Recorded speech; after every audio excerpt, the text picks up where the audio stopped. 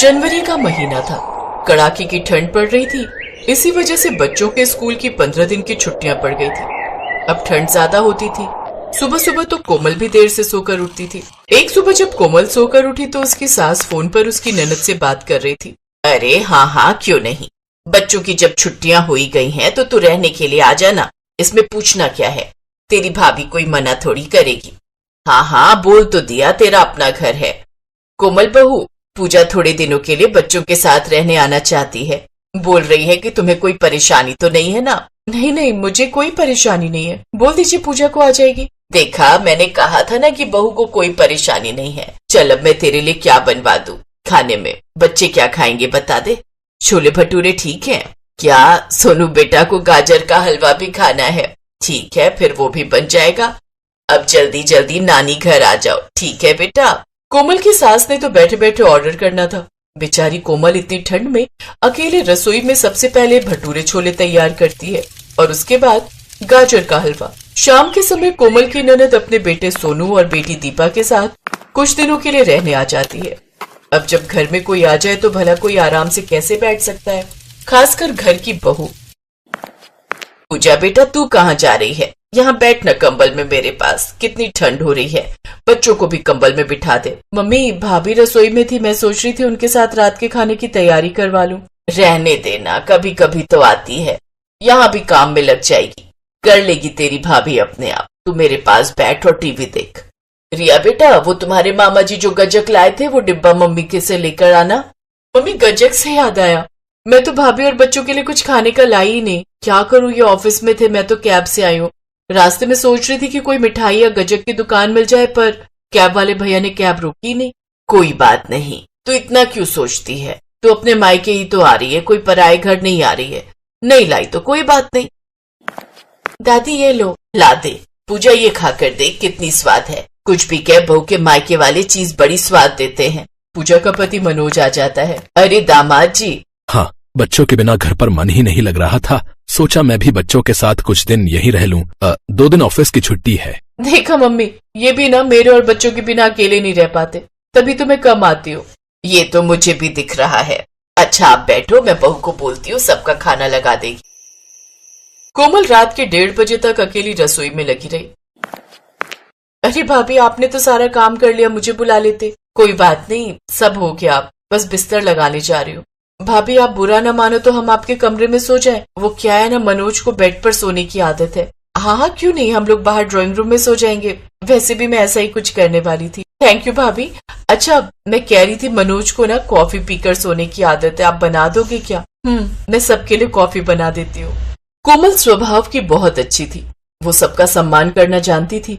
घर में रिश्तेदारों में कैसे बात करनी है, कैसे सबको सम्मान देना है, वो उसे अच्छे से आता था। साथ में कोमल सहनशील भी बहुत थी। हालांकि वो सुबह से अकेली ठंड में रसोई में काम कर रही थी, पर फिर भी उसने ये बात किसी को महसूस नहीं होने दी। भाभी, ये कंबल तो बहुत सुंदर है, नए लिए क्या? नए साल पर भैया ने गिफ्ट दिए थे, 2 दिन के लिए घर गई थी ना तभी। ओह अच्छा। कुछ देर बाद कोमल की ननद, नंदोई और बच्चे उसके कमरे में सो गए। सास अपने कमरे में सो गई और कोमल ने ड्राइंग रूम में बिस्तर बिछा लिया। क्या हुआ, तुम इतनी चुप क्यों हो? कुछ नहीं, बस ऐसे ही थोड़ी थकावट है। मुझे पता है, तुम सुबह से ठंड में रसोई में लगी हुई थी, काम भी तो बहुत सारा हो गया। एक काम करता हूँ, कल मैं ऑफिस से छुट्टी ले लेता हूँ, तुम्हारे काम में हाथ बटा दूं। अरे नहीं नहीं, ऐसे अच्छा नहीं लगता। मैं अच्छे बुरे की कोई बात नहीं है, और मनोज जीजा जी भी तो कल घर पर ही हैं, मैं छुट्टी ले ही लेता हूँ। ठीक है, जैसी तुम्हारी मर्जी। अगले दिन अनिल ने भी ऑफिस से छुट्टी ले ली। अनिल भैया, बच्चे कहीं घूमने के लिए कह रहे हैं, चले क्या? क्यों भाभी, आप चलोगी? नहीं नहीं, मुझे तो बहुत काम है, आज वॉशिंग मशीन भी लगानी है, कपड़े धोने हैं, फिर सर्दियों की बारिश का कोई भरोसा नहीं होता कब आ जाए। तुम लोग हो? ठीक है, तो फिर हम लोग चले जाते हैं, बच्चों को ले जाएंगे। अनिल सबको लेकर घूमने चला गया। पूरा घर ऐसे ही फैला हुआ था मानो कोई बारात घर हो। पहली बार कोमल के मन में अपनी ननद के लिए कड़वाहट आई थी। इसी वजह से कोमल अपनी सास पर भी बरस पड़ी। माँ जी, रात को क्या बनाना है बता दो, मैं कोई मशीन नहीं हूँ जो टाइम पर कुछ बोलोगे बनाने के लिए तो बनाऊंगी। पहले ही बता दो क्या बनाना है। क्या हुआ बहू, तुम इतने गुस्से में क्यों हो? बच्चों को आने दो, पूजा, मनोज, अनिल सबसे पूछ कर ही बनाना। कुछ हुआ है क्या? मम्मी देखो, बुआ जी ने हमें कितने सारे विंटर के कपड़े दिलवाए हैं, मोहित को भी दिलवाए हैं मम्मी। बुआ जी ने हमें बहुत सारे खिलौने भी दिलवाए, पास्ता, बर्गर, पिज्जा, हमने बहुत कुछ खाया मम्मी। भाभी ये गुलाब जामुन और मूंग की दाल का हलवा लाई थी, रात को खाना खाकर गरम कर लेंगे, फिर सब मिलकर खाएंगे। अभी एक सरप्राइज और आ रहा है। सरप्राइज? कौन सा सरप्राइज? वह तो रात को ही पता चलेगा भाभी जी। कोमल के दिमाग में यही बात चल रही थी कि आखिर ऐसा क्या सरप्राइज है जो रात को मिलने वाला है। शायद घर के कामों में कोमल कुछ भूल गई थी, पर बाकी सबको याद था, और वो सरप्राइज था कोमल का जन्मदिन। रात को 12 बजे दरवाजे की घंटी बजी। कोमल, तुम्हारा सरप्राइज आ गया। कोमल के कमरे के दरवाजे के बाहर उसकी ननद, नंदोई, बच्चे और सास सब हाथों में केक और ढेर सारे गिफ्ट लिए हुए खड़े थे। ये सब कोमल के बर्थडे का सरप्राइज था। इस प्लान में अनिल और कोमल के बच्चे भी मिले हुए थे। हैप्पी बर्थडे कोमल भाभी, जन्मदिन की ढेर सारी शुभकामनाएं बहू, जीती रहो, सदा खुश रहो, ईश्वर तुम्हें लंबी आयु दे। Thank you so much. मैं तो अपना जन्मदिन भूल ही गई थी, आप सबको याद था, और ये इतने सारे गिफ्ट मेरे लिए। Thank you thank you thank you so much. अब आपका जन्मदिन जनवरी में आता है, ठंड में आता है तो ठंड के मजे भी तो लेने चाहिए भाभी। अभी तो बहुत सारे सरप्राइज बाकी हैं। कल हमने आपके बर्थडे के लिए रेस्टोरेंट भी बुक किया है, हमने आपके मायके वालों को भी इनवाइट किया है। कल हम सब मिलकर आपका जन्मदिन धूमधाम से मनाएंगे भाभी। आप भी तो हमारे लिए कितना कुछ करते हो, तो हमारा भी तो फर्ज बनता है ना अपनी प्यारी भाभी के लिए कुछ करने का। सब मिलकर कोमल को जन्मदिन की बधाई देते हैं। अगले दिन कोमल के बर्थडे के लिए एक बड़े रेस्टोरेंट में पार्टी बुक की गई थी। कोमल अपनी ननद की दी हुई ड्रेस पहनती है। कोमल के मायके वाले भी जन्मदिन की पार्टी में पहुंचे थे। सारे इंतजाम पूजा ने किए थे। कोमल को एहसास होता है कि कुछ देर के लिए उसकी सोच अपनी ननद पूजा के लिए कड़वाहट वाली हो गई थी, पर पूजा के स्नेह ने सब कुछ संभाल लिया। ठंड के दिनों में अपने जन्मदिन पर कोमल के चेहरे पर एक अलग खुशी थी, और वो खुशी उसके चेहरे पर उसकी प्यारी ननद की वजह से ही आई थी। मानसून का सीजन था, कभी भी मौसम बदल जाता था। कुछ देर बारिश, कुछ देर धूप, कुछ देर गर्मी, कभी बरसात। माँ, कोमल भाभी कहाँ है? दिखाई नहीं दे रही। लाओ प्रथम को, मुझे तो थोड़ी देर मेरे पास खेलेगा। हाँ ले, घुमा ले आंगन में थोड़ी देर। कोमल ब्यूटी पार्लर गई है, बोल रही थी 1 घंटे में आ जाएगी, अभी तक आई नहीं है। लगता है प्रथम को भी भूख लगाई है। तभी तेज बारिश आ जाती है। अरे माँ, बाहर तो बहुत तेज बारिश आ गई है, अब तो भाभी और लेट न कर दे, मैं उन्हें कॉल करती हूँ। तभी बारिश में भीगती हुई कोमल आ जाती है। बड़ी मुश्किल से रिक्शा मिला। बारिश इतनी तेज हो गई थी कि कोई रिक्शा मिल ही नहीं रहा था। प्रथम रोया तो नहीं? इतनी देर से भूख से रो रहा है। तुम दूध की बोतल भी नहीं रख कर गई थी बहू, वरना मैं वहीं पिला देती।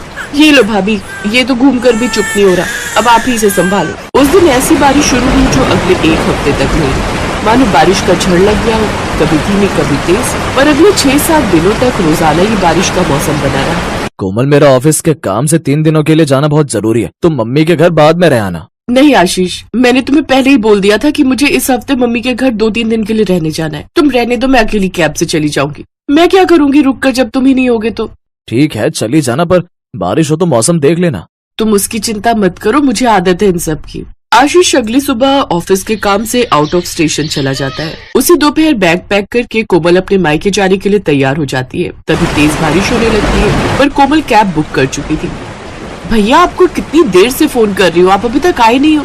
मैडम, कैब नहीं आ सकती, सड़क पर बहुत पानी भरा हुआ है, मेरा आना बहुत मुश्किल है। सड़क पर पेड़ गिरा हुआ है, जिस वजह से सारे रास्ते बंद हैं। आप कोई और कैब कर लो। हेलो हेलो, ये कैब भी कैंसिल हो गई। एक काम करती हूँ, बैग लेकर सड़क तक जाती हूँ, कोई ऑटो मिल जाएगा तो उसी पर चली जाऊंगी। अरे बहू, इतनी बारिश में कहाँ जा रही हो? आज रहने दो, कल बारिश रुक जाएगी तो चली जाना। शाम होने वाली है, प्रथम भी छोटा है, इसे कहाँ संभालूगी? मेरा प्लान खराब हो जाएगा माँ जी, मुझे जाना है। अब मैंने तैयारी कर ली है, भैया भाभी भी घूमने गए हुए हैं, माँ घर पर अकेली है। अब मैंने उन्हें खाना भी बनाने के लिए बोल दिया था। मैं पहुँच जाऊंगी, आप मेरी चिंता मत करो, कुछ नहीं होता है बारिश है तो। भाभी नहीं, आप बारिश में मायके नहीं जाओगे, मैं आपको अकेले नहीं जाने दूंगी। भैया भी घर पर नहीं है, आप रहने दो, आप बारिश में मत जाओ प्लीज। आप दोनों ये मेरे साथ कैसे बच्चों जैसा व्यवहार कर रहे हो? मैं कोई छोटी बच्ची नहीं हूँ, एक बच्चे की माँ हूँ। मैं ऑटो ले लूंगी, कुछ नहीं होगा। इतना पानी नहीं है और बारिश भी अब रुक गई है, मुझे रोकने की कोशिश मत करना आप दोनों। पहले ही मेरा मूड खराब हो रहा है, दोनों कैब कैंसिल हो गई। कोमल ने ना तो अपनी सास की बात मानी और ना ही अपनी ननद की। दरवाजे पर जाने लगी, तभी सुहानी उसे रोक लेती है। भाभी जरा रुकना। अब क्या हुआ, जाते जाते टोक दिया तुमने, मैं आपको ऑटो तक छोड़ देती हूँ, लाओ बैग मुझे पकड़ा दो। सुहानी कोमल को सड़क पर एक ऑटो तक छोड़ देती है। भाभी घर पहुँचते ही फोन करना और ध्यान से जाना। हाँ चिंता मत करो, मैं जाते ही फोन करती हूँ, बाय बाय। कोमल को ऑटो पर बिठाकर सुहानी घर आ जाती है, पर अगले 4-5 घंटे तक कोमल का फोन नहीं आता। सुहानी, तेरी कोमल भाभी का फोन नहीं आया, वो तो बहुत देर की पहुंच गई होगी, जरा फोन तो मिला। हाँ माँ भी करती हूँ। अरे भाभी का तो फोन ही नहीं मिल रहा, अब क्या करूँ? स्विच ऑफ आ रहा है। एक काम कर, उसकी मम्मी के फोन पर मिला ले। सुहानी कोमल की मम्मी के मोबाइल पर फोन करती है और कोमल के बारे में पूछती है। सुहानी, बेटा कोमल तो अभी तक आई ही नहीं, मैं भी उसका इंतजार ही कर रही हूँ। क्या हुआ? भाभी अभी तक नहीं पहुँची? अच्छा, पर घर से तो वो क्या? कोमल घर से निकल चुकी है? फिर मेरी बच्ची कहाँ गई? आंटी ऐसी बात नहीं है, वो तो मैंने आपको इसलिए फोन कर दिया था कि भाभी का फोन नहीं मिल रहा। वैसे तो वो मुझे अपनी सहेली के घर का कहकर गई है कि वो वहाँ जा रही है। आप परेशान मत हो, मैं भाभी की सहेली के फोन पर कर लेती हूँ और जैसे ही भाभी से बात होती है मैं आपसे बात करवा दूंगी, आप टेंशन मत लो। सुहानी जैसे तैसे बात को संभाल लेती है ताकि कोमल की मम्मी को टेंशन ना हो, पर सुहानी और उसकी मम्मी टेंशन में आ चुके थे। सुहानी, अपनी भाभी को ढूंढ, वो कहाँ चली गई? समधन जी को तो हमने झूठ बोल दिया। मुझे तो कोमल की बहुत चिंता हो रही है, अब अगर आशीष को फोन किया तो वो भी चिंता में आ जाएगा। मैं तभी आपको बोल रही थी बारिश में भाभी को मत जाने दो, कहीं मत जाने दो, पर आपने मेरी बात नहीं मानी।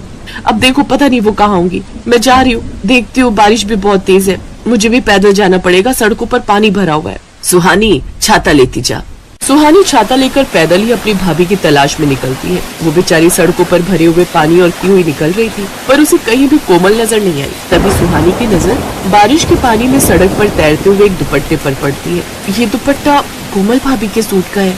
हे भगवान, कोमल भाभी का है। मेरी भाभी और मेरे भतीजे की रक्षा करना भगवान। तभी उसके फोन पर एक कॉल आता है। सुहानी फोन को सुनते ही एक गरीब बस्ती की ओर दौड़ने लगती है। बस्ती में घुसते ही उसे एक छोटी लड़की मिलती है। उस लड़की का नाम कंचन था। कंचन सुहानी को एक टूटी फूटी झोपड़ी में ले जाती है। वहाँ पर सुहानी की भाभी कोमल अपने बेटे प्रथम को गोदी में लेकर बैठी हुई थी। कोमल के माथे पर चोट थी। कोमल भाभी, आप यहाँ? और आपके माथे पर ये चोट कैसी?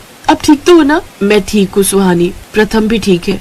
वो बारिश की वजह से सड़क पर एक गड्ढा था जिसमें मैं बहुत जोर की गिरी और मेरे माथे पर चोट आ गई। वो तो भला हो आशा जी का, इन्होंने मुझे संभाल लिया और प्रथम को गोदी में उठाया और यहाँ अपने घर ले आई। ऑटो वाले ने तो मुझे थोड़ी दूर पर ही छोड़ दिया था क्योंकि उसका ऑटो बारिश के पानी की वजह से स्टार्ट ही नहीं हो रहा था। जब उसने मुझे सड़क के बीचों बीच उतार दिया तो मैं परेशान हो गई। थोड़ी दूर चलने ही लगी थी कि अचानक ये सब हो गया। मेरा फोन बारिश के पानी में भीगने से खराब हो गया, ऑन ही नहीं हो रहा था ताकि मैं तुम्हें फोन कर सकती। इनके मोबाइल फोन से तुम्हें कॉल मिलाया। मैं बहुत परेशान हो गई थी, पर मुझे यकीन था कि तुम मुझे ढूंढने जरूर आओगी। सुहानी अपनी भाभी के आंसू पोंछती है और प्रथम को गोदी में उठाकर प्यार करने लगती है। कुछ देर बाद आशा जी और उनकी बेटी गुड़िया को धन्यवाद कहकर सुहानी अपनी भाभी कोमल के साथ एक ऑटो करके अस्पताल जाती है। वहाँ कोमल के माथे पर मरहम पट्टी करवाकर सुहानी और कोमल घर आ जाते हैं। कोमल की सास जब उसके माथे पर चोट देखती है तो वो भी घबरा जाती है। सुहानी सारी बात बताती है।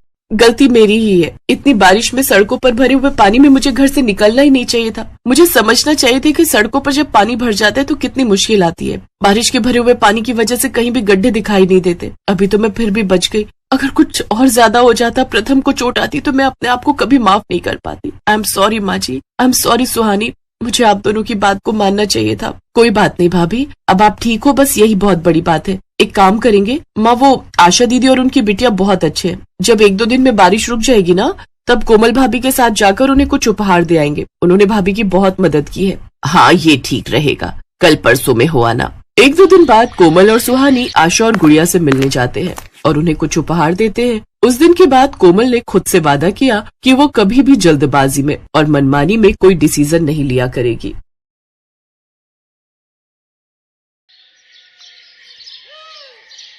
सुभद्रा अपने आंगन में बैठकर गेहूं साफ कर रही थी। सर पर जोरों की धूप थी। उसे देखकर उसकी बहू झोपड़ी से बाहर आई और उससे बोली, माँ जी, कब से आप ये गेहूं साफ कर रही हो? अब चलिए अंदर आ जाइए, नहीं तो धूप लग जाएगी। और एक साथ इतनी देर में धूप में काम करोगी तो तबीयत खराब हो जाएगी। मेरा सारा काम खत्म हो गया, अंदर आ जाइए, मैं भी आपकी मदद कर देती हूँ।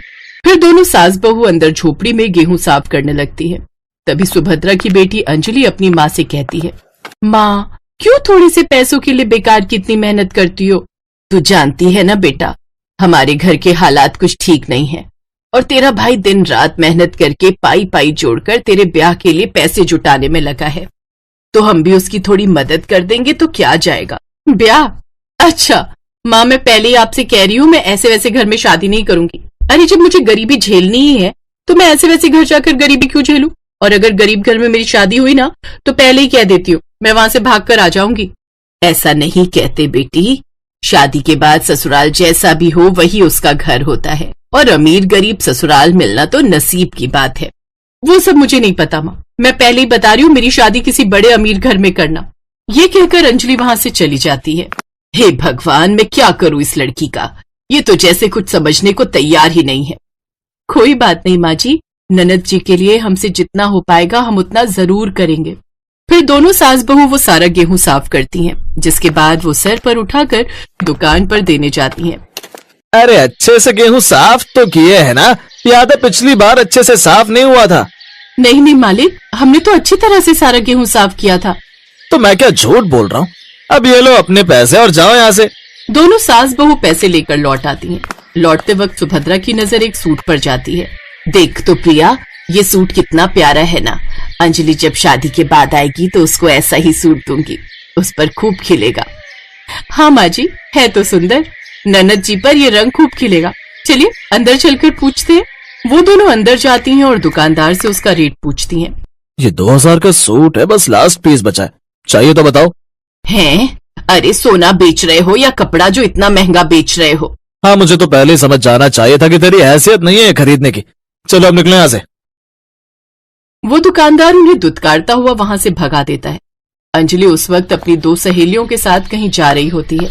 अरे अंजलि, ये तो तेरी माँ और भाभी हैं, इन्होंने कोई चोरी तो नहीं कर ली जो वो दुकानदार उन्हें धक्के मारकर भगा रहा है?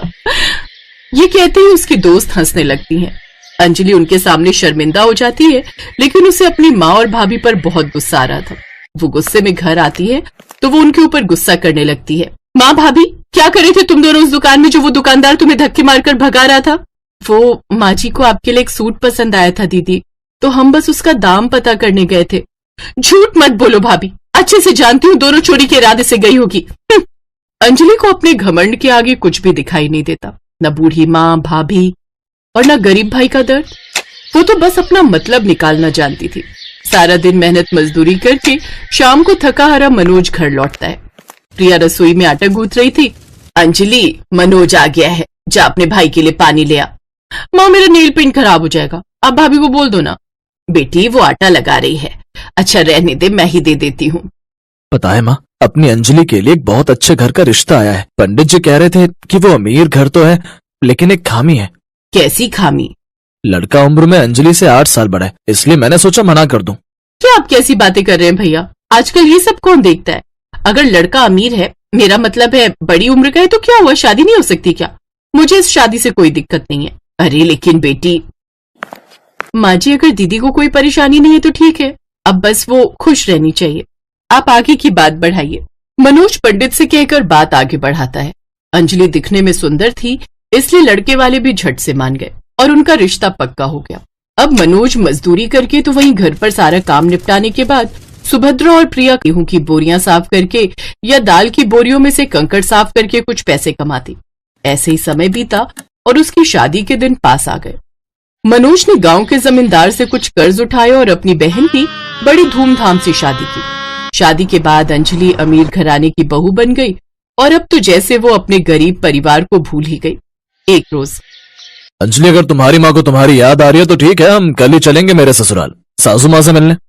अगले दिन अजीत ढेर सारे गिफ्ट्स और मिठाइयाँ खरीदता है और अपनी पत्नी के साथ अपने ससुराल जाने के लिए निकल पड़ता है। अजीत पहली बार अपने ससुराल आया था, इसलिए प्रिया हाथों में आरती की थाली लेकर उन दोनों का स्वागत करती है।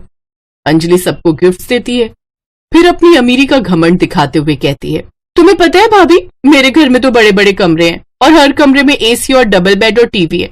वहां तो हमें बिल्कुल भी गर्मी नहीं लगती, और यहाँ देखो, यहाँ आते ही कितनी गर्मी लगने लग गई है। आप अपने ससुराल में खुश हैं, यही हमारे लिए काफी है दीदी। हाँ बेटी, तू बस खुश रह, बस। फिर प्रिया उनके लिए चाय और पकौड़े बनाकर लाती है, जो अजीत को बड़े पसंद आते हैं। कुछ देर वहां रुकने के बाद वो वापस जाने लगते हैं तो प्रिया अंजलि को वही सूट देते हुए कहती है, ये सूट हमने आपके लिए लिया है दीदी, दिन रात मेहनत करके पैसे जोड़े थे इसके लिए। अब मुझे इस सूट की कोई जरूरत नहीं है, मेरे पास महंगे महंगे कपड़े हैं। अंजलि उस सूट को ठुकरा देती है। ये देख अजीत गुस्से में कहता है, तुम्हें पता है कितनी मेहनत से तुम्हारी माँ भाभी ने ये सूट तुम्हारे लिए लिया होगा। तुम्हारे भाई भाभी कितने गरीब हैं, लेकिन फिर भी उन्होंने हमारे आने पर कितनी सब तैयारी की है, हमें कितना सम्मान दिया है। और तुम उनकी इंसल्ट कर रही हो। इससे पता चलता है कि तुम्हारी सोच कितनी छोटी है। तभी बाहर जमींदार मनोज को आवाज लगाता है। मनोज, अरे ओ मनोज, अरे बाहर निकल। अरे जमींदार साहब आप, चल मेरे पैसे जल्दी से निकाल जो तूने अपनी बहन की शादी पर लिए थे। धीरे बोलिए मालिक, मेरी बहन और उसका अमीर पति यहाँ आए हुए हैं, उन्होंने सुन लिया तो क्या सोचेंगे। गटर के कुत्ते, जा, आज तो तुझे छोड़ रहा हूं, लेकिन कल मेरे पैसे नहीं लौटाए ना तो तुझे मार मार कर तेरे घर से निकाल दूंगा। ये सब बातें अजीत और अंजलि सुन लेते हैं। अंजलि को अपनी गलती का एहसास होता है और वो हाथ जोड़कर अपने भैया भाभी और माँ से माफी मांगती है। मुझे माफ कर दो भैया, आप सबने मेरे लिए कितना कुछ किया, लेकिन मैंने हमेशा आपकी गरीबी का मजाक उड़ाया। आपने हमारी शादी के लिए इतना कुछ किया, अब हमारा भी फर्ज है आपके लिए कुछ करने का। ये कहकर अजीत उस जमींदार का सारा कर्ज लौटा देता है। फिर कुछ समय बाद अंजलि और अजीत उनके लिए एक पक्का बड़ा घर भी बनवा देते हैं। साथ ही अजीत मनोज को अपनी ही कंपनी में नौकरी भी दे देता है, जिससे अब उनके बुरे दिन भी खत्म हो जाते हैं और वो सब खुशी खुशी रहते हैं।